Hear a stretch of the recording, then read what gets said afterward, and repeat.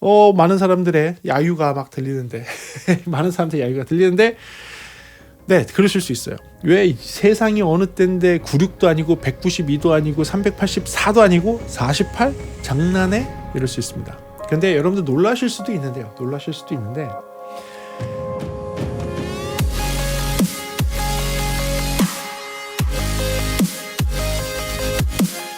네, 안녕하십니까 여러분. 프리비전스 김도원입니다. 오늘은요 여러분들한테 독특한 장비 하나 소개해 드리겠습니다. 오늘 이 장비는요 프로 하시는 분들도 관심이 가겠지만 일반 유튜버나 아니면 조금 고난이도의 기술을 가지고 계신 컨슈머 여러분도 오늘 5인패 대신에 뭔가 좀 더 고난이도의 장비가 없을까라고 생각하시는 그런 분이 관심 있게 봐도 될 것 같고요. 또는 음악을 만드시는 분인데 이게 믹서를 사자니 애매하고 그래서 뭔가 좀 색다른 뭔가가 없을까 하시는 분들도 음악을 만드시는 분들도 한번 보면 괜찮을 만한 그런 장비를 오늘 소개해 드리겠습니다. 오늘 이 장비 그래요. 윙입니다. 베링거의 윙 렉입니다. 렉 타입으로 나온 윙 렉. 이 장비가 독특하게도 생겼지만 도대체 누가 요딴 장비를 쓰는지 누가 이 장비를 써야 하는지에 대해서 오늘 제가 제 기준으로 한번 설명을 드릴 수 있도록 하겠습니다. 그럼 들어볼까요?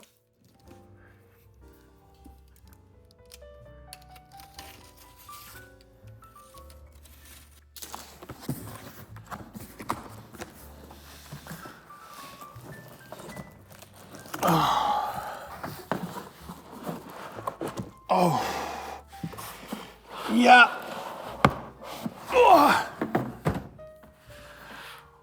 무겁다. 너무 차가운데 이따가 와서 지금 이슬 맺힘이 있어요. 조금 이따가 켜야 될 것 같아. 조금 따뜻하게 해놓고 이따가 켜야 될 것 같아요. 일단은 무게는 많이 무겁습니다. 상당히 무거운 편이고요. 19인치 렉에 들어가는 좌우폭이고 이 높이는 4U, 4U인 것 같아요. 그리고 앞뒤는 지금 봤을 때에는 30cm 정도, 30cm가 좀 안 되는 것 같기는 해요. 물론 렉 날개 여기까지 치고 하면 30cm 정도 될 것 같은데 실제 본체는 30cm가 조금 안 될 것 같습니다. 네, 메탈로 되어 있고요. 전면 패널도 메탈입니다. 그래서 여기 이슬 맺힘 생겼죠? 네, 좋습니다. 그러면 특징부터 알아가 보면서 이야기해 보도록 하겠습니다. 윙 렉이고요. 렉 타입 믹서입니다. 엄밀히 얘기하면 믹서예요. 믹서인데 저는요 렉 타입 믹서 슬래시 스테이지 박스 슬래시 그리고 오디오 인터페이스라고 이야기하고 싶습니다. 왜 그런지는 점점 알아가 보도록 하죠. 그래서 저는 스테이지 박스라는 것도 모르실 수도 있으니까 스테이지 박스가 뭐냐면 디지털 콘솔이 이제 멀리 있고 스테이지 부분이 콘솔과 많이 멀리 떨어져 있을 때는 케이블을 쭉 깔아야 돼요. 무대에서부터 콘솔이 있는 데까지 케이블을 깔아야 되는데 요새는 그렇게 깔지 않고 스테이지 박스라는 거를 써서 분리가 된 거죠. 스테이지 박스라는 걸 써서 무대 쪽에 어떠한 장비를 놓고 콘솔은 무대랑 멀리 떨어져 있고 랜 케이블 하나로 탁 연결을 하면 두 장비가 딱 연결이 되면서 입출력이 공유가 되는 그런 거. 그게 스테이지 박스라고 합니다. 디지털 콘솔이 생기면서 생긴 그런 특수한 장비가 되겠죠. 그런 스테이지 박스도 사실 수백만 원 합니다. 수십만 원짜리도 있지만 수백만 원짜리도 있어요. 그래서 수백만 원짜리를 살 바에는 차라리 이게 사는 게 낫지 않나 싶을 정도의 장비입니다. 거기에 오디오 인터페이스를 한번 생각을 해볼까요? 오디오 인터페이스 좀 좋은 거 DSP가 내장되고 레이턴시가 제로 레이턴시에 가깝고 헤드폰을 들으면서 흔히 얘기하는 루프백이 되는 그쵸? 플레이백하는 음악을 루프백을 해서 들으면서 음악을 녹음을 하는데 내 목소리는 레이턴시가 안 나야 되고 실시간 리버브도 좀 넣었으면 좋겠고 이런 것들 이런 거 오디오 인터페이스로 하는데 제로 레이턴시에 플러그인 되면서 헤드폰 출력이 2개 이상 3개 이상 4개 이상 되면서 하는 오디오 인터페이스 하려면 보통 수백만 원입니다. 수백만 원 보통 수백만 원이에요. 그렇죠? DSP 특히 내장형은 근데 그거를 생각한다면 오늘 여러분들 요 장비, 좌우 장비 생각해 보시기 바랍니다. 기본적으로는요, 이 장비는 후단 뒷면에 아날로그 입력으로 24 입력과 8 아웃을 아날로그로 가지고 있습니다. 여기서 끝나지 않고요. 실제로는 얘는 믹서라고 얘기했죠. 내부에서 처리를 할 수 있는 DSP. 흔히 여기 여러분들 오디오 인터페이스는 컴퓨터를 탁 클릭하면 오디오 인터페이스가 딱 뜨죠. 딱 뜨면서 컴퓨터로 입출력을 했지만 소프트웨어 상으로 컴퓨터의 힘을 빌리건 또는 오디오 인터페이스의 DSP를 빌리건 거기서 믹스를 할 수 있는 컴퓨터 창 뜨는 거 아시죠? 그 믹스 기능이 얘는 자체적으로 다 갖고 있어요. 그 믹스가 어떻게 되어 있냐? 48 채널에 28 아웃풋. 그러니까 48에 28 버스를 갖고 있는 겁니다. 48에 28 버스면 웬만한 믹싱은 다 할 수 있습니다. 그럼 믹스를 할 수가 있게 되어 있고요. 16 DCA가 되어 있습니다. 디지털리 컨트롤드 앰플리파이어. 원래는 VCA에서 왔죠. 볼티지 컨트롤어블 앰플리파이어. 뭐 이렇게 볼티지 컨트롤. 그렇죠. 볼티지 컨트롤 앰플리파이어. 그래서 VCA. 근데 디지털리 컨트롤 앰플리파이어 뭐 이렇게 해서 DCA가 되는데 이게 뭐냐면 그룹 페이더. 예, 그룹 페이더가 총 16개를 쓸 수가 있게 되어 있습니다. 그거 외에도요. 사실은 얘는 뒤에 디지털 인아웃을 쭉 가지고 있습니다. 후면은요. 입력이 24개의 입력이 있습니다. 입력은 24개가 있고요. 출력은 8개의 출력이 있고요. 익스펜션 슬롯이 이렇게 슬롯이 있어서 이 슬롯으로 이제 여러 가지 옵션을 낄 수가 있는데 기본적으로 장착된 거는 SD 카드 2개를 넣고 멀티 트랙을 할 수 있도록 하는 카드가 장착이 되어 있습니다. 그리고요 디지털 AES 입력과 출력을 줄 수 있는 포트가 있고요. 스테이지 커넥트라고 해서 SC 포트라고 해서 지금 하나가 준비가 되어 있습니다. 그리고 AES50 그렇죠? 슈퍼맥 포트라고 되어 있죠. AES50은 이제 베린저가 많이 쓰고 있는 스테이지 렉 또는 베린거 장비들과의 연결에 사용하는 겁니다. 멀티로 오디오를 전송할 수 있는 방식인데 램 포트 방식으로 되어 있지만 실제로는 이더넷이나 랜, IEEE 규격에 맞는 통신 방식을 쓰는 건 아니고요. 이제 오디오를 전송할 수 있는 랜을 이용한 방식의 프로토콜이라고 보시면 될 것 같습니다. 그리고 여기 보게 되면 네트워크 단자가 2개가 있습니다. 기존에 있던 애들보다는 네트워크 단자가 더 많고요. 그러니까 윙이니까 2개인 것 같아요. 만약에 이게 X40이었으면 하나밖에 없었겠죠? 네트워크 단자가 2개가 있고요. 거기에 USB 단자도 또 있습니다. 그리고 헤드폰 단자 출력인 것 같은데 1번부터 8번까지 그러니까 이게 스테레오니까 8번인데 이게 1, 2가 하나, 2, 3이 하나, 3, 4 이게 1, 2, 3, 4, 5, 6, 7, 8 그래서 4개의 헤드폰 단자가 있고요. 거기에 GPIO가 1, 2 그 다음에 3, 4 그래서 페달과 같은 접점 신호를 이제 주고받을 수 있는 포트가 있고요. 그리고 미디 인아웃 단자가 있으니까 MTC나 MMC와 같은 통신을 사용을 할 수 있도록 되어 있는 것 같습니다. 디지털 인아웃이 AS 인아웃도 있고요. 스테이지 커넥트라고 하는 64채널이죠. 얘는 64채널에 인아웃을 할 수 있는 스테이지 커넥트도 있고요. 그리고 AS50이라고 48채널 인아웃을 주고받을 수 있는 네트워크 포트가 총 3개가 있고요. 그래서 144채널의 인과 144채널 아웃을 줄 수가 있고요. USB를 통해서도 48채널 인과 48채널 아웃을 줄 수가 있고요. 네트워크 포트를 이용해서 아직까지 활성화가 되지 않았다고 하는데 들리는 소문에는 웨이브스 플러그인들을 연동할 수 있는 네트워크 포트도 가지고 있고요. 그래서 실질적으로 얘가 쓸 수 있는 디지털 인아웃의 총수는요. 인풋이 382인에 368 아웃을 연결을 할 수 있어요. 얘한테. 그러니까 얘가 지금 작아 보이지는 않지만 그 렉타임 마운트로 놓고 본다면 좀 작은 사이즈 정도에 들어가거든요. 4RU 렉 그러니까 여러분들 일반 컴퓨터 렉타입 컴퓨터 사이즈라고 보시면 됩니다. 4RU 렉의 렉타입 컴퓨터 사이즈에 이만큼의 디지털 인아웃과 아날로그 인아웃을 연결할 수 있다. 네, 요거도 엄청난 거긴 한데 사실상은요. 전면은요 렉 타입으로 돼 있다 보니까 터치 스크린이 있습니다. 이 터치 스크린은 10.1인치의 터치 스크린이 있고 노브가 여기 버튼과 노브들이 있어서 제어를 할 수 있게 되어 있고요. 터치 스크린으로 웬만하면 다 제어할 수가 있습니다. 내부 프로세싱 채널 내부 프로세싱 처리는 24비트에 48kHz로 처리를 하게 되어 있고요. 모든 입력과 출력은요 스테레오로 변환이 가능합니다. 진짜입니다. 그래서 48채널이라고 하지만 스테레오로 다 바꾼다면 96채널의 입력이 되는 거예요. 물론 채널의 수가 96까지 늘어난다는 게 아니라 한 채널이 LR 스테레오로 바뀔 수가 있다는 거죠. MS 마이킹을 하는 미드 사이드 방식으로 하는 그 마이킹까지도 가능한 스테레오 변환까지 가능하게 되어 있고요. 기본적으로 후단에 SD 카드 2개를 꼽을 수 있도록 되어 있습니다. SD 카드 2개를 꼽을 경우에는 얘는 32채널의 레코더가 2개가 있는 겁니다. 그래서 64채널의 멀티 채널 레코더를 기본 탑재를 하고 있습니다.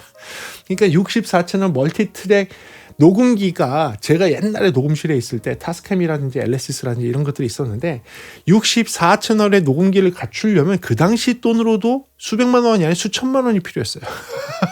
그 당시 돈으로도 64채널의 녹음을 플레이백할 수 있고 녹음할 수 있는 실시간 장비를 구축하려고 해도 그 당시 수천만 원이었는데 얘는 64채널 인풋 아웃풋의 멀티 채널 별도 개별 채널 녹음기가 기본 탑재가 되어 있습니다. 거기에 USB 녹음기도 탑재가 되어 있습니다. 전면에서 USB를 꼽게 되면 4채널의 플레이백을 할 수 있고 4채널의 레코딩을 나눠서 할 수 있습니다.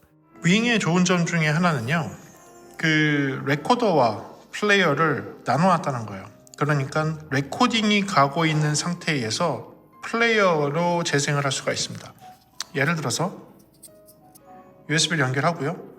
레코딩을 갑니다. 레코딩이 가죠?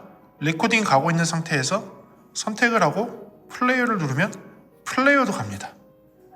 그래서 레코딩, 그러니까 현재 여러분들이 공연을 하고 있건 유튜브 영상을 찍고 있건 아니면 지금 예배를 녹화를 하고 있건 녹음을 하고 있건 간에 그 녹음도 2트랙이 아닌 4트랙, 4개까지 해서 녹음을 할 수 있는 환경이 되면서 동시에 그거를 플레이백을 할 수 있도록 할 수 있어요. 특히 송의 플레이리스트를 만들어서 그 송 플레이리스트대로 플레이를 할 수가 있는 겁니다. 또한 4트랙 플레이어가 되기 때문에 반주의 트랙 따로, 그 다음에 음성의 트랙 따로 한다면 MR을 따로 보관할 필요 없이 MR과 함께 보이스를 따로 할 수가 있겠죠. 그래서 이제 교회에서 사용을 한다면 백보컬과 그 다음에 그 반주를 2트랙에 모아주고 그 리드 보컬의 소리를 다른 트랙에 나눠서 녹음을 한다면 여러분들이 반주 MR을 만드는 것이 실시간 반주 MR을 만드는 것이 또 가능한 그런 환경이 될 수 있겠죠. 그러니까 4채널이 플레이백이 되면서 4채널의 레코딩도 됩니다. 4채널의 플레이백과 4채널의 레코딩이 따로따로 녹음과 별개로 따로따로 되게 되어 있습니다. 그리고 뒷단에 USB 포트가 있어요. 뒷단에 USB 포트가 있는데 옛날에는 이 USB 포트가 이게 컨트롤만 됐었는데 지금은 그러지 않습니다. USB 포트에서 48채널 인풋에 48채널 아웃풋 컴퓨터와 DAW와 교신을 할 수 있게 되어 있습니다. 맥 윈도우에서 다 됩니다. 그러니까 얘를 컴퓨터에 연결하게 되면 얘에서 진행하고 있는 모든 입력, 48채널의 입력이 실시간으로 녹음하는 DAW 컴퓨터에 연결할 수 있고 거기서 플레이백 재생하면 그대로 이쪽에 와서 플레이백을 쓸 수가 있는 거예요. 그래서 단순하게 믹스로 쓰는 게 아니라 오디오 인터페이스로 쓸 수 있다는 게 그 말이고요. 레이턴시도 최소 레이턴시로 쓸 수 있게 되어 있습니다. 그래서 얘가 굉장히 다양한 기능을 가지고 있어요. 거기에 플러그인이 가지고 있는데요. 플러그인은 한 80여 개의 종류의 플러그인들을 쓸 수가 있어요. 여러분들이 잘 아는 사실은 카피 에뮬레이트죠. 그러니까 펄텍 거라든지 SSL 버스 컴프레서라든지 DBX 160이라든지 이런 스타일의 장비들을 니브 EQ라든지 이런 것들 있잖아요. 그런 것들의 카피본의 플러그인들을 내장하고 있습니다. 그리고 16개까지 동시에 사용을 할 수가 있어요. 그리고 그거 외에도 얘는 기본적으로 자기가 갖고 있는 컴프레서, 모든 채널의 컴프레서 다 있죠. 모든 채널의 파라메트릭 EQ 다 있죠. 그리고 뭐 모든 채널의 뭐 게이트 다 쓸 수 있죠. 모든 채널의 스테레오 위스 조정하는 기능 다 들어있죠.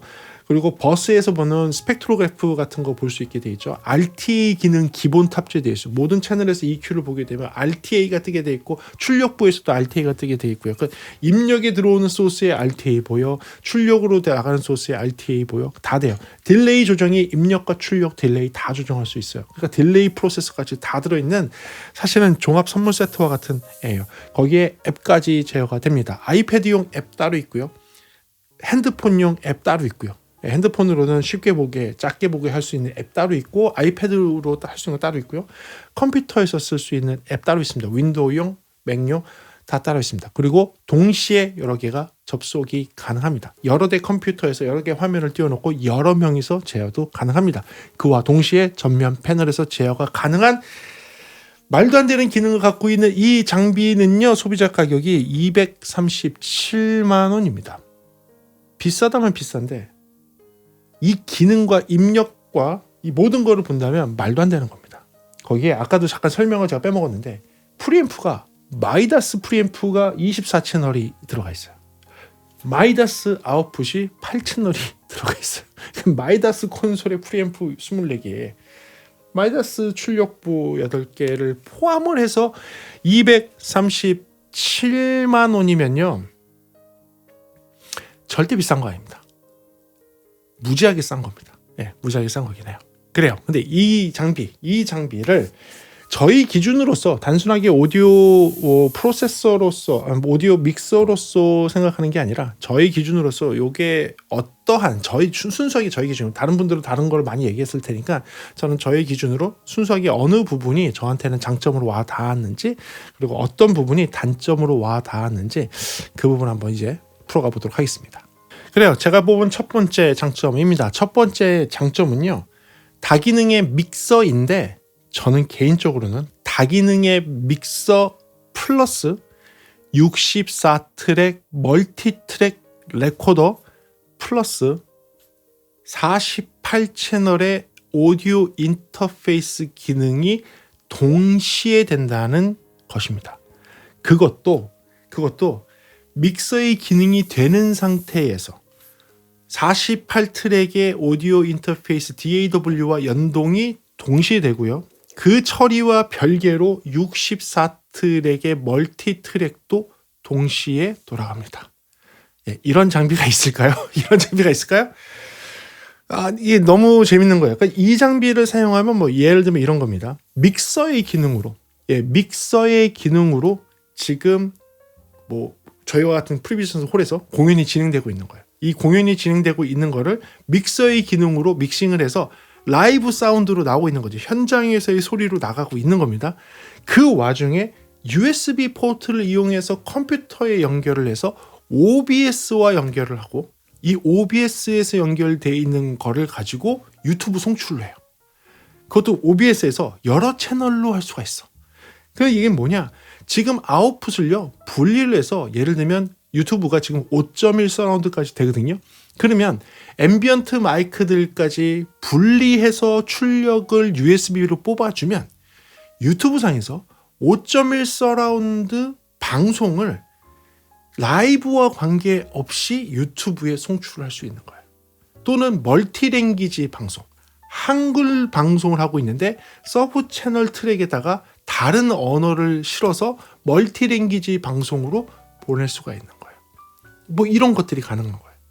그래서 유튜브를 동시에 라이브 믹싱과 관계없이 유튜브를 동시에 할 수 있는 게 가능해요. 그 와중에 지금 하고 있는 이 공연이 너무 아까워. 내가 소장하고 싶어. 나중에 후작업으로 믹싱을 해서 앨범을 내고 싶을 정도야. 아, 이분들이 너무 유명한 분들이 왔어. 유명한 분들한테 연주를 오늘 너무 잘해. 그럼 어떻게 하면 됩니까? 그와 동시에 64트랙 멀티 트랙 레코더가 내장되어 있으니까 동시에 녹음을 눌러서 트랙별 음원을 딸 수가 있어요. 라이브는 라이브대로, 트랙별 녹음은 트랙별 녹음대로. 그 와중에 버스 믹싱해서 5.1 서라운드로 유튜브 생중계 OBS로 보내는 거 한꺼번에 3대의 기능이 한 번에 되게 돼 있어요. 요거 보면서 물론 윙에서는 안 됩니까? 윙 큰 거에서 되죠. 윙 큰 거에서 되죠. 그런데 재밌는 거, 윙 큰 거에서는요, 입출력이 이거보다 적어요. 기본적인 입력과 기본적인 출력이 8인에 8아웃밖에 없어. 이렇게 24인에 8아웃이 없단 말이죠.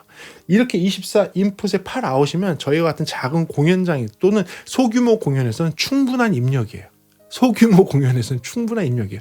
웬만한 팟캐스트, 유튜브 방송에서는 충분한 입력이에요. 웬만한 유튜브 스튜디오에서 사용을 하기에 충분한 거예요. 웬만한 자기가 하고 있는 작업실, 드럼을 갖다가 녹음할 수 있는 자기 작업실에서는 충분한 입력과 출력이에요. 거기에 그것만 있는 줄 아세요? 뒷단에 헤드폰 단자 4개까지 있어요. 그러면 녹음실로 활용을 하더라도 헤드폰 단자 4개, 전면에 헤드폰 단자 또 하나가 있어요. 그러면 이 헤드폰 단자는 내가 쓰는 거라고 하지만 뒤에 있는 헤드폰 단자 4개를 갖고서는 뭘 할 수 있는 거예요? 부스 안에 들어가 있는 사람들한테, 연주자한테 4개의 헤드폰을 줄 수 있는 거예요. 그러면 별도 없이 4개 헤드폰으로 그 사람들이 들으면서 그 사람들이 녹음, 연주하는 거를 실시간으로, 그러니까 내가 홈 레코딩을 하더라도 정말 프로퍼한 레코딩 기어처럼 쓸 수가 있는 거예요. 오디오 인터페이스를 여러 개 써갖고서 뭐 이렇게 해서 뭐 내부에서 컴퓨터 갖고 막 해갖고 이거 레이턴시 어떻게 해야 되지? 이거 실시간으로 플레이백하면서 듣는 거에서 이 사람들 말하는 녹음의 레이턴시 이거 모니터링을 어떻게 처리해야 되지? 그런 걱정이 없는 거예요. 그냥 버스 믹싱 해갖고 보내주면 되는 거예요. 그것도 제로 레이턴시로. 그래서 레이턴시 부분도 또 얘기하고 싶은데 이런 모든 거를 하면서도 DSP가 이 안에서 다 처리가 되고 있거든요. PC에 의존하는 게 없어요. 컴퓨터랑 연결하더라도 PC에 의존하는 게 없이 내부의 DSP로 다 처리해요. 그러면 내부에서 처리하고 왔다 갔다 하는 오디오의 소스는 다 뭐다? 제로 레이턴시에 가까워요. 이런 장비들은 보통 2ms 이내의 라운드 트립 레이턴시 갖고 있어요. 무슨 얘기냐? 입력 들어와서 출력 나가는 데까지 2ms가 안 걸려요. 내부의 프로세싱을 아무리 많이 걸어도 보통 2ms 이내에서 끝납니다. 사람들이 시차가 있다라고 느끼는 게 한 대략 5ms 정도 되거든요. 컴퓨터에서 들어가서 뒤에 일반적인 오디오 인터페이스처럼 컴퓨터에 들어가서 프로세싱 처리하고 다시 나와서 들으면 레이턴시가 5ms 이상으로 확 벌어집니다. 일반적으로 그래요. 근데 얘는 이 안에서 다 처리하니까 뭘까? DSP가 다 처리하니까 컴퓨터에 부담이 없다. 첫 번째. 두 번째는 뭐다? 레이턴시를 거의 제로 레이턴시로 가져갈 수 있는 거예요. 사람이 느끼지 못하는 레이턴시. 물론 2ms 이내긴 하지만 사람이 느끼지 못하는 레이턴시로 가져가면서 녹음도 할 수 있고 실시간 라이브 퍼포밍도 할 수 있고 DAW랑 연결해 쓸 수 있고 멀티트랙도 동시에 틀 수 있는 아주 다재다능한 장비가 되는 거예요. 그래서 그 부분을 장점, 한꺼번에 장점을 3개나 얘기했습니다. 그리고 제가 보면 또 장점은요. 내부에 들어있는 플러그인들이에요. 이게 뭐 내장형 이펙트라고 표현하겠습니다. 여기도 이펙트 버튼을 누르면 이펙트를 선택하게 되어 있는데 그 슬롯이 총 16개의 슬롯이고요. 스테레오 형태로 되어 있는 16개의 그 슬롯에 내가 원하는 80여 개 정도의 플러그인들을 끄집어내서 붙여 넣어서 내가 원하는 채널에다가 인서트해서 쓰게 되어 있는 거예요. 그러면 그 플러그인들을 인서트를 해서 쓰게 됐을 때의 레이턴시가 있느냐? 추가되지 않습니다. 그 프로세싱 안에서 다 끝나요. 다 끝나니까 여러분들이 그거를 써서 녹음을 하더라도 이 녹음을 했을 때의 이질감, 레이턴시에 의한 이질감도 전혀 느끼지 못하는 환경이 되는 거죠. 그렇다면 이 플러그인들을 잘 쓸 수 있다는 얘기는 무엇이 될까요? 만약에 얘네를 여러분들이 그 유튜브 스튜디오에 뭐 여러 명이 앉아서 팟캐스트 형태로 하는 유튜브 스튜디오에 사용을 한다면 이런 게 가능한 거예요.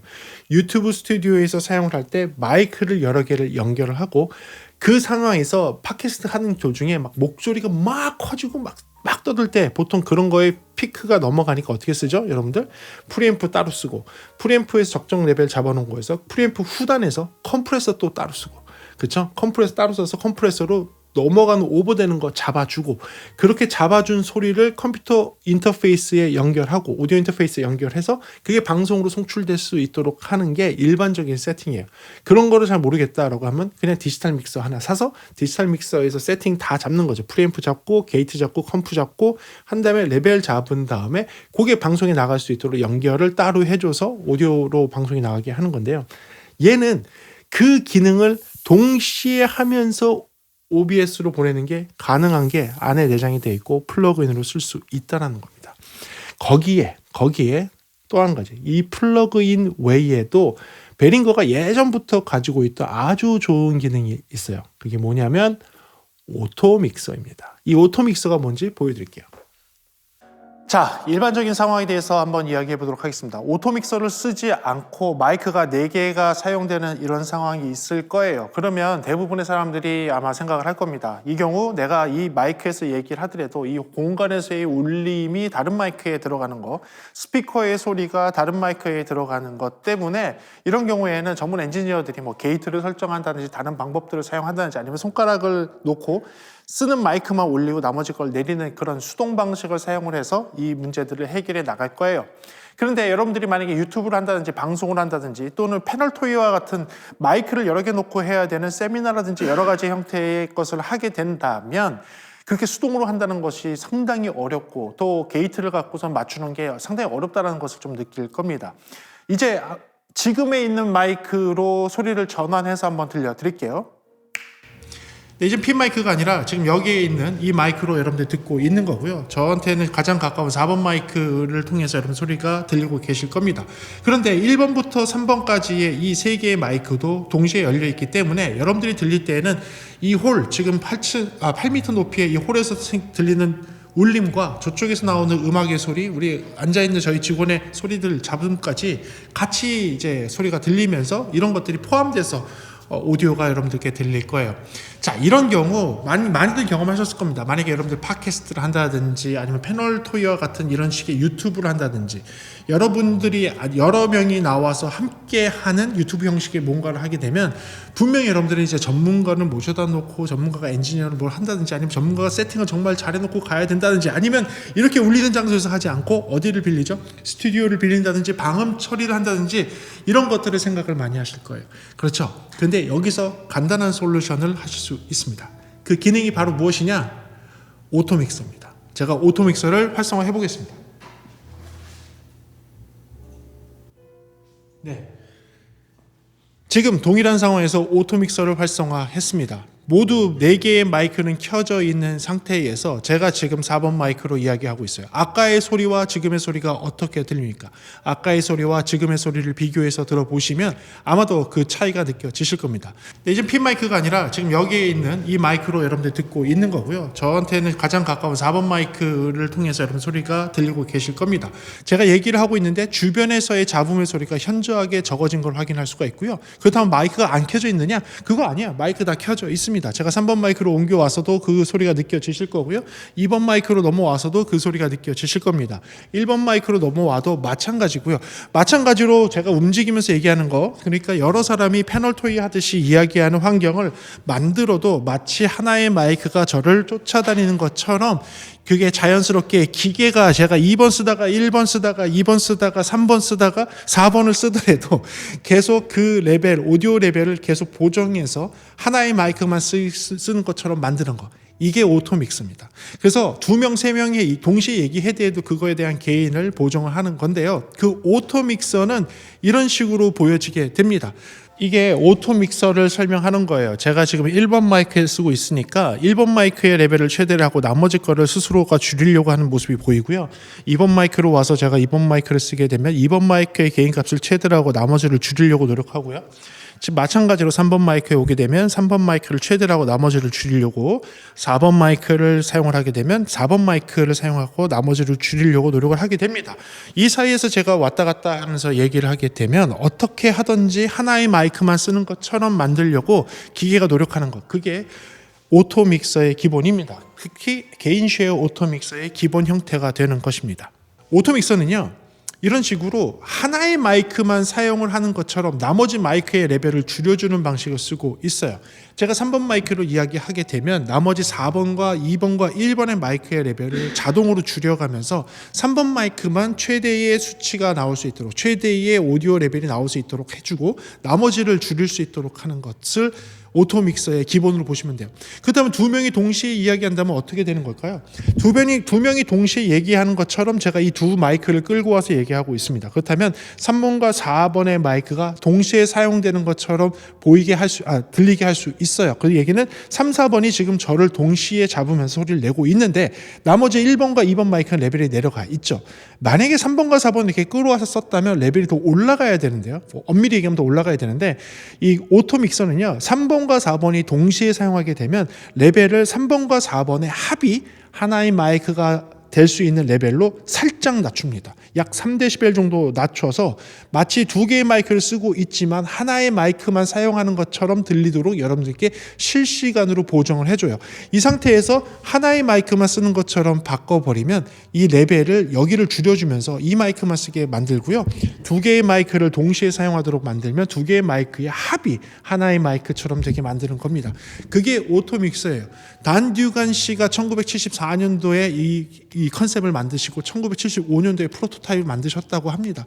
그리고 지금 무려 몇 년이 지난 겁니까? 그렇죠? 60년이 됐습니다. 60년이 된 기술인데요. 이 60년이 된 기술이 이제 디지털 콘솔들의 기본 사양으로 들어가게 된 것입니다. 보셨죠? 이 오토 믹서를 사용하게 되면요. 여러분들이 갖고 있었던 공간이 안 좋은 데에서 울림이 많은 스튜디오 같은 데에서 유튜버로서 팟캐스트를 한다든지 패널 토의를 한다든지 여러 명이 참여자가 나와서 대화를 하는 걸 하는데 스튜디오가 모양이 이뻤으면 좋겠고 공간이 좀 이뻤으면 좋겠는데 그런 데 가서 하게 되면 항상 울림이 들어오고 방송의 퀄리티가 떨어져서 나중에 후작업으로 그거 울림 제거하는 거 편집자가 다 하고 프로세싱 써갖고 어거지로 그거 제거하고 이러고 있는데 그게 아니라 오토 믹서를 쓰게 되면 지금과 같이 마이크를 하나를 돌려가면서 쓰는 것처럼 그것도 근접되어 있는 마이크를 돌려가 쓰는 것처럼 주변에 있는 소음은 최소화하면서 오디오만 쏙 잘 빼내는 이런 기능이 기본 탑재가 돼 있어요. 오토 믹서도 X32와 다르게 X32는 처음에 있는 8채널만 가능한데 얘는 모든 채널에서 대신에 한 개는 16개까지 16개까지의 오토 믹서를 할 수 있도록 해놨어요. 오토 믹서가 16개 넘는 경우는 거의 없어요. 출연자가 16명이 동시에 마이크 들고 떠드는 경우 없잖아요. 그렇죠? 보통 오토 믹서는 회의실에서 많이 쓰는데 뭐 자동 믹스로. 그런데 이제 이런 거를 라이브 상황에서 라이브 상황에서 사용을 한다거나 유튜브 스튜디오에 사용한다면 제가 볼 때 8명 이하로 충분히 다 되거든요. 그 정도면 충분한 출연진이잖아요. 그래서 그런 환경에 쓰기 정말 좋은 기본적인 플러그인과 뭐가 있다? 오토 믹서가 기본적으로 들어가 있어요. 네, 기본적으로 이게 들어가 있다는 것이 여러분들 큰 장점이 저는 될 것 같습니다. 그 다음은요. 동시에 앞에서 제어하고 이쪽에 제어기와 이쪽에 있는 터치스크린을 제어하는 것과 동시에 태블릿은 태블릿대로 제어할 수 있고 뭐 전화기, 핸드폰, 모바일폰에서는 거기서는 거기대로 조정할 수 있고 그리고 난 이런 조정을 잘 못한다. 그러면 컴퓨터에 화면 여러 개 띄워놓고 컴퓨터에서 내가 여러 개를 제어할 수 있게 하느냐? 네, 그렇게 할 수 있어요. 컴퓨터가 익숙하고 DAW가 익숙하신 분들은 컴퓨터 상에서 마우스 클릭으로 마치 DAW를 믹싱하듯이 얘 믹서를 그대로 쓸 수 있어요. 터치스크린은 안 됩니까? 터치스크린 돼요. 그것도 멀티로 됩니다. 여러 핑거를 인식해서 멀티로 레벨링이 돼요. 그러니까 그것도 돼요. 그러면 뭐가 된다는 얘기일까요? 나 혼자 여러 화면을 놓고 제어하는 것도 당연히 되고요. 모바일폰, 특히 모바일폰은 아니라 아이패드와 같은 걸로 갖고서 하면 내가 이 장소를 떠나서 움직이면서 제어할 수 있다는 거죠. 그렇죠? 움직이면서 제어한다는 게 얼마나 편한지 모르시죠? 내가 아이패드를 들고 내가 제어하고 싶은 마이크에 직접 가서 그 마이크를 하면서 믹서를 만질 수 있는 거예요. 그 마이크를 쓰면서 EQ를 만질 수 있는 거예요. 그 마이크를 쓰면서 게이트를 만질 수 있는 거예요. 더 정교하게 할 수 있죠. 그 마이크를 직접 쓰면서 모니터링도 하게 할 수 있는 거예요. 그러니까 이런 게 아이패드를 통해서 제어했을 때 굉장히 편한 기능이긴 합니다. 그래서 그런 다양한 앱과 모바일 장비들과 컴퓨터와 동시에 실시간 제어까지 가능하다는 게 또 장점이 될 것 같고요. 그리고 아까 얘기한 대로 64채널 멀티트랙 레코더가 기본 탑재가 되어 있다는 것도 큰 장점이고 아까 얘기한 48채널의 오디오 인터페이싱 기능이 된다는 것도 아주 큰 장점이에요. 이 만약에 DAW가 물론 64채널 멀티트랙으로도 떠도 되지만 DAW로 해서 여러분들이 컴퓨터, 특히 트랙스 같은 프로그램 쓴다든지 로직 프로를 쓴다든지 프로툴을 쓴다든지 뉴엔드를 쓴다든지 했을 때 이런 기능, 리허설 기능이 가능해요. 한번 보여드릴게요.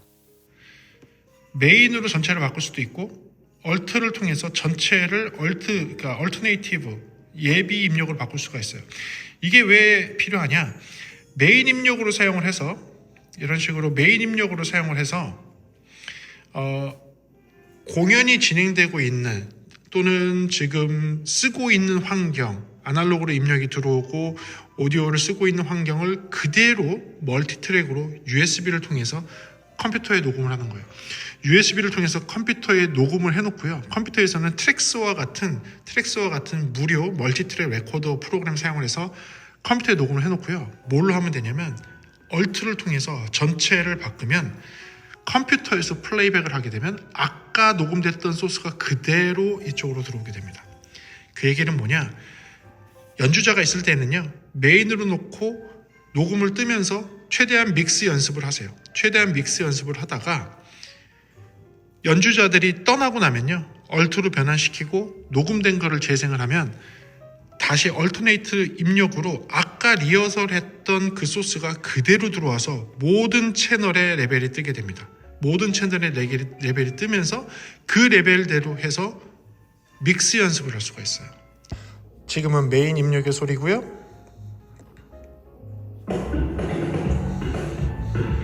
바로 전환하게 되면 트랙스 프로그램에서 재생하는 소리가 그대로 들어오게 됩니다. 다시 한번 메인의 소리고요. 메인의 소리는 이 기계에 들어오는 아날로그 입력에서의 소리고요. 이거를 바로 변환하게 되면 이런 식으로 들어오게 됩니다.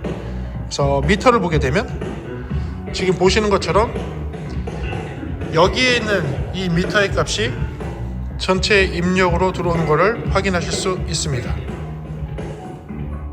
이렇게 리허설 기능을 쓰게 되면 여러분들이 리허설을 하고 나서 내가 콘솔의 세팅이나 소리를 보정을 하는 작업에 시간이 너무 부족할 경우에 네, 리허설 다 끝나셨으면 제가 뒷작업 하겠습니다 라고 해서 그들이 연습했던 거를 플레이백을 해놓고서 그대로 계속 이어서 믹싱 작업을 할 수가 있는 거죠. 그러면 본 공연을 들어갔을 때 훨씬 수월하게 본 공연의 소리를 잡을 수가 있어요. 더 긴장 안 해도 된다는 얘기죠. 그런 기능들을 64트랙의 멀티 레코더 쓸 수 있지만 48트랙으로 되어 있는 USB 케이블로도 할 수가 있다라는 거예요. 이게 사실 되게 이 작은 장비에서 대단한 기능 중에 하나가 되는 겁니다. 그리고요, 저 같으면 그렇게 유튜브에 관련되어 있는 일을 하다 보니까 그런 걸로도 쓸 수 있겠지만 또 한 가지 제가 생각이 드는 거는 이런 거예요. X32를 쓰시는 분들한테도 이 장비가 괜찮을 것 같기는 해요. 물론 X32 쓰시는 분들은 다른 X32로 갈 수 있겠지만 윙을 쓰시는 분들이 윙을 쓰면서 윙의 스테이지 박스 뭐 DL32 같은 거를 쓸 바에는 윙 렉을 쓰는 것도 괜찮을 것 같아요. 왜냐하면 이 윙 렉을요 24인의 8아웃으로 되어 있는 얘를 그대로 스테이지 쪽에 가는 겁니다. 스테이지에 예를 들어 밴드가 있는데 얘를 갖다 놓는 거예요. 그러면 밴드가 있는 위치에 드럼 마이킹 보통 8채널에서 10채널 하잖아요. 드럼 마이킹 여기에 다 낄 수 있어요. 그리고 거기에 있는 키보드 뭐 건반이 2개 들어간 건반 2개에 4채널 기타, 베이스, 그리고 뭐 어쿠스틱 기타, 뭐 그리고 기타 관련돼 있는 것들, 그리고 밴드 쪽에 가면 뭐가 되냐면 밴드 마스터한테 마이크를 주면요, 밴드 마스터가 마이크를 얘기했을 때 밴드 사람들이 만약에 인이어를 차고 있다고 한다면 인이어에 밴드 마스터의 마이크 소리가 들어가는 그 믹싱, 그리고 얘는 뒷단에 AS50 포트가 3개나 있어요. 이 얘기는 뭘까요? 얘가 스스로 뭘 할 수 있느냐, 인이어 P16과 같은 인이어 시스템에 그대로 연결을 하게 할 수가 있는 거예요. 그럼 얘를 갖다 놓으면 여기서 스테이지 쪽에서 들어야 되는 소리도 얘가 그냥 다 공급을 할 수 있는 거예요. 그게 없다면 뒷단에 있는 이어폰 단자, 헤드폰 단자를 통해서 악기 연주자들이 그냥 다이렉트로 들어서 믹싱을 들을 수 있는, 인이어를 할 수 있는, P16이 없어도 여기 있는 4개의 포트를 사용을 해서 적어도 4개의 연주자, 앞에 있는 포트가 좀 5개지만 뒤에 있는 포트가 더 안정적이니까 뒤에 있는 포트 4개를 사용을 해서 4개의 연주자의 인이어 시스템을 여기서 끝낼 수 있다는 거죠. 그리고 이게 그쪽 스테이지가 있으면 스테이지에 인이어를 쓰지 않고 실제 스테이지 플로우 모니터를 쓴다면 플로우 모니터의 출력 여기 8개 되어 있다는 거죠. 8명의 플로우 모니터링까지 가능한 게 그냥 여기 하나에서 끝나요. 거기에 여기서의 서브 믹싱을 끝내놓으면 돼. 그러니까 드럼에서의 서브 믹싱을 끝난 상태에서 2트랙만 네트워크로 보내주면 되는 거예요. 그러니까 그룹을 지으면 되죠. 드럼에 그룹을 지어서 2트랙으로 넘겨주고 여기서 그 뭐 건반 그룹 묶어서 보내주고 다른 기타 베이스들 이렇게 하나씩 보내주고 하는 거를 보내주면 메인 콘솔에서는 서브 믹싱에서 넘어오는 드럼의 소리 2트랙만 제어하면 되고 이렇게 되는 거죠. 아 그러면 디테일한 거 제어 못합니까? 아 되죠. 메인 콘솔 옆에다가 컴퓨터 하나 놓고 있다가 디테일한 거 하려면 컴퓨터로 들어가서 또는 아이패드 들어가서 제어하면 되잖아요.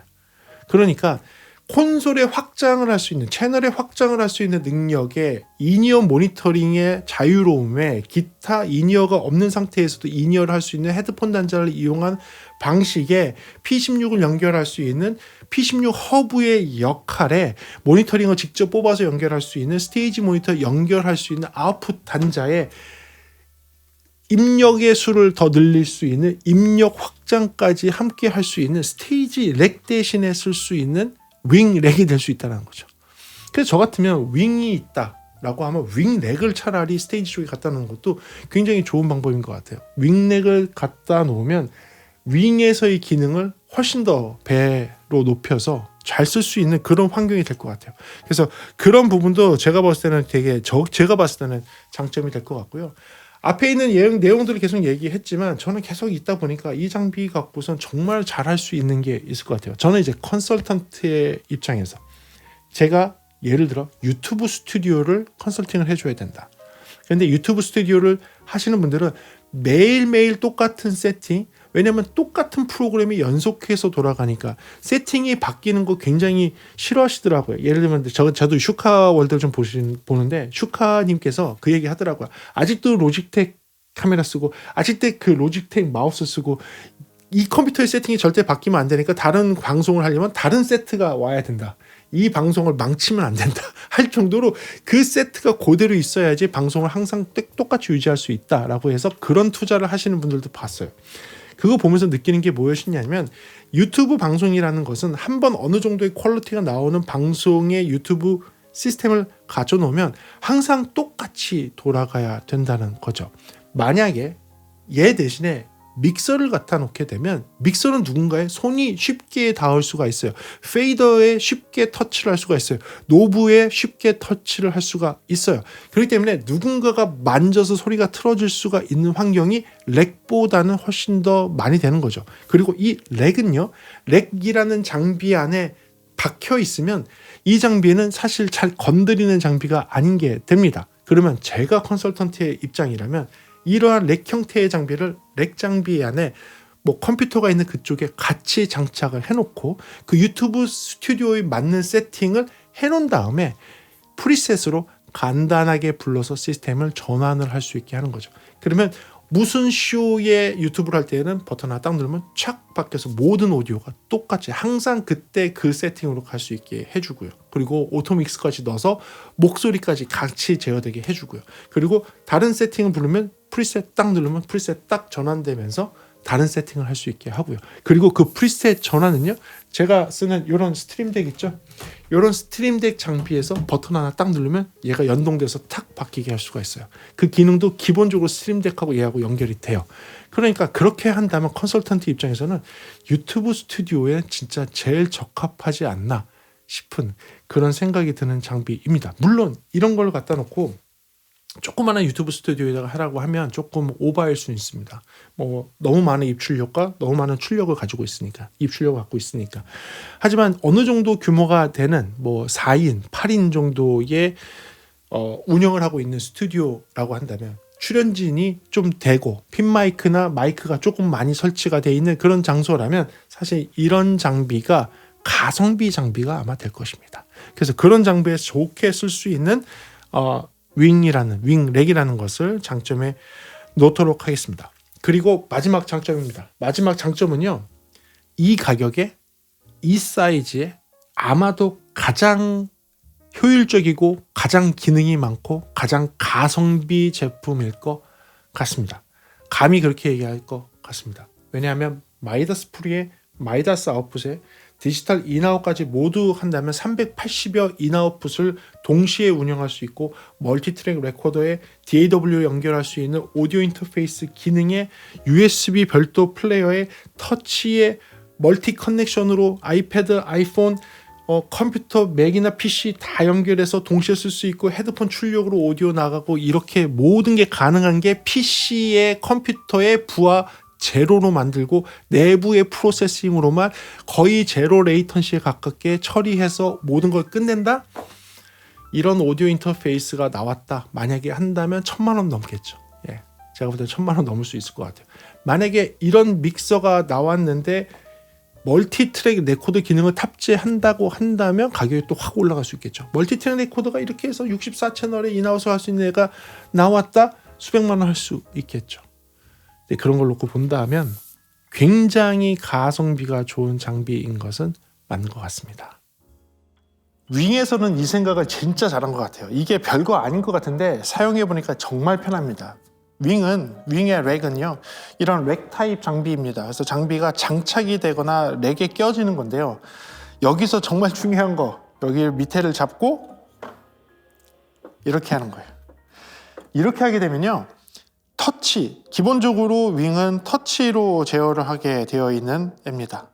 페이더도 이런 식으로, 이런 식으로 터치로 제어할 수 있는 애인데, 이 화면의 각도가 꺾여서 내가 터치를 수월하게 할 수 있게 한 것은 정말 생각을 잘한 겁니다. 실제로 써보니까요, 너무 편해요.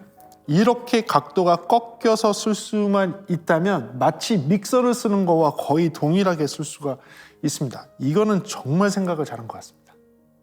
네, 그렇다면 단점이 없을까요? 네, 제가 뽑은 단점이 있습니다. 제가 뽑은 단점은요, 일단은 첫 번째는 이겁니다.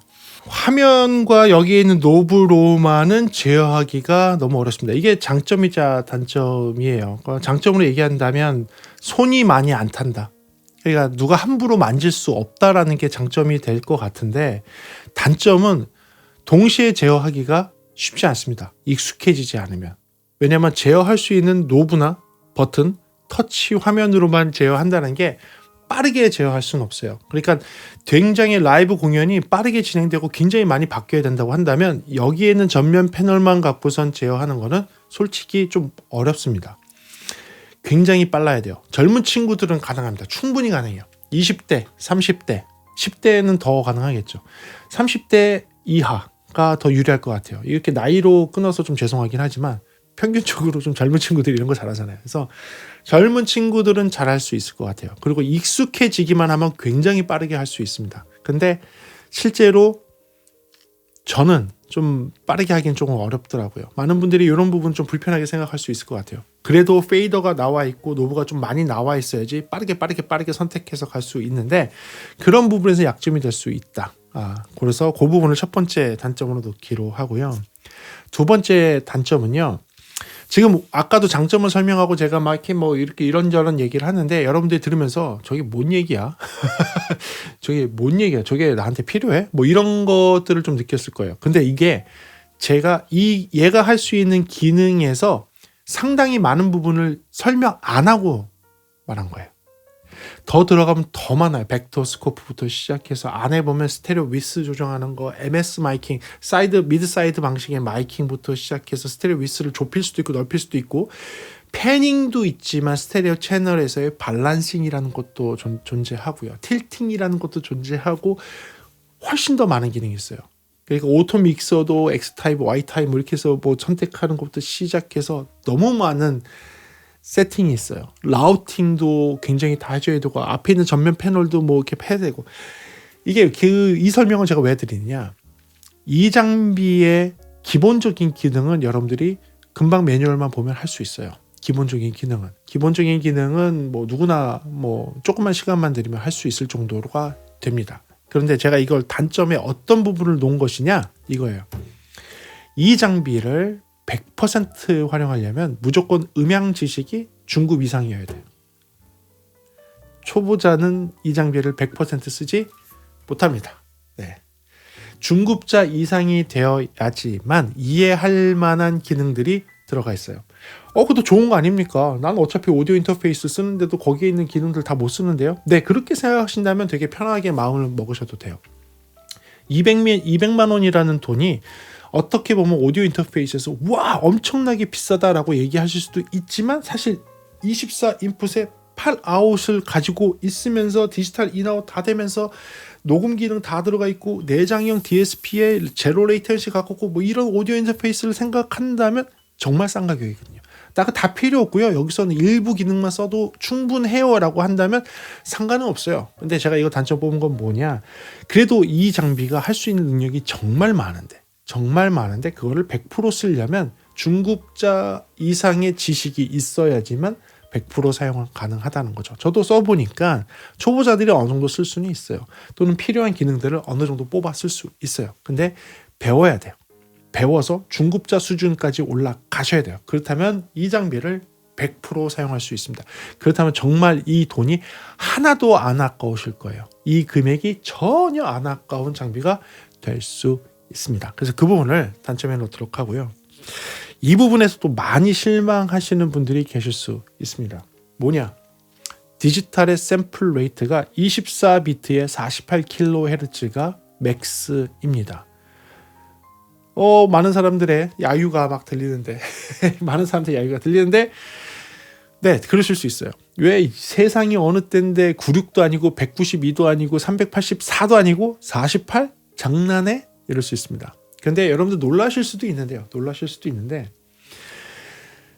방송 라이브에서는요 24비트 48kHz 특히 방송에서는요 24비트 48kHz가 스탠다드입니다.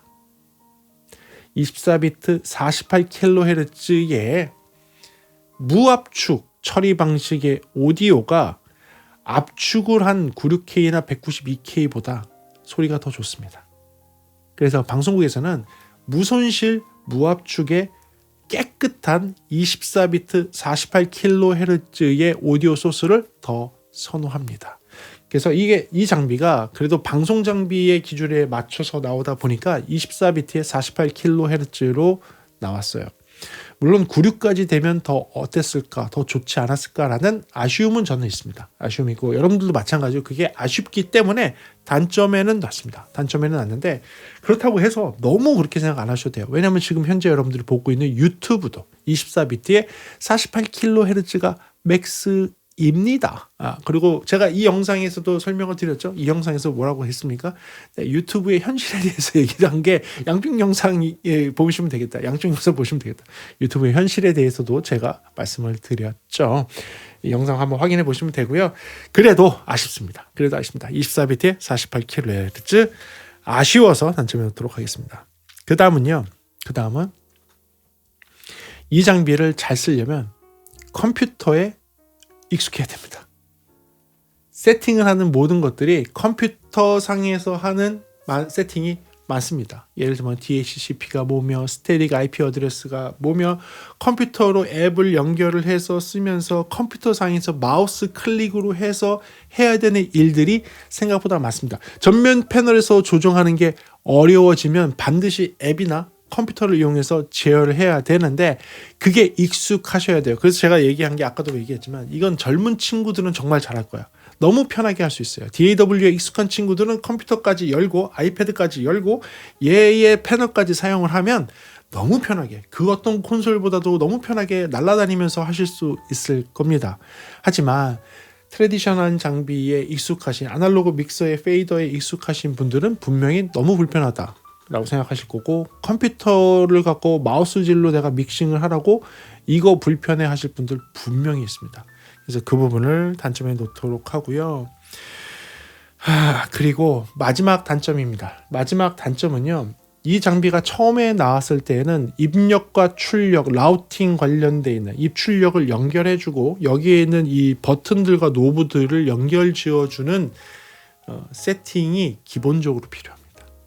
그래서 요 라우팅하는 법, 버튼에다가 어사인하는 법, 이런 것들을 배우려면 시간이 조금 필요해요. 매뉴얼을 조금 읽어야 돼요. 유튜브 저와 같은 유튜브 채널을 봐야 돼요.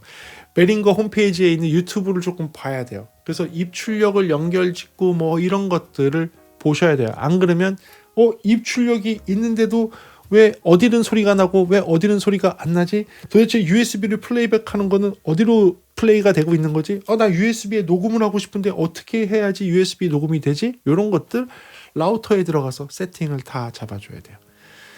요게 조금 불편하고 어렵다고 느끼실 수 있습니다. 그래서 뭐 이런 디테일한 기능들을 생각을 한다면 초기 세팅은 유튜브 채널 찾아보면서 유튜브에 올라가 있는 매뉴얼 보면서 여러분들이 하실 수는 있는데 아까 얘기한 대로 진짜 100% 얘의 퍼포먼스를 다 끌어올릴 정도로 할 수 있으려면 음향에 대한 지식이 최소 중급 이상 되면 이 장비의 100%의 능력을 다 끌어올려서 진짜 여러 가지 다양하게 세팅을 해서 할 수 있는 그런 환경이 될 수 있을 것 같아요. 그렇습니다. 그래서 저는 제가 뽑은 단점, 장점은 이렇게 정리가 되겠습니다. 사실 이게 그냥 저의 기준에서 이 윙렉이라는 장비를 봤을 때의 리뷰예요. 다른 분들은 되게 다른 시선으로 바라보고 더 좋은 기능들에 대한 장점을 묘사를 한다든지 더 자기한테 불편했던 점에 대한 거를 단점으로 표기를 한다든지 하셨을 거예요. 근데 저는 약간 지금 여기에다가 집중해서 이야기를 푸는 이유는 무엇이냐면 제가 볼 때, 제가 느끼기에는 이런 장점과 이런 단점이 저한테는 조금 와 닿았기 때문에 오늘 영상에서 이렇게 한번 풀어봤어요. 그래요. 그래서 저는 이 윙렉을 한번 받아서 도대체 얘 갖고 뭘 할 수 있는 거야? 도대체 이거를 쓰는 사람들 도대체 뭐야? 이거 뭐 믹서로 만들어 놓은 거야? 뭐야? 라고 했습니다.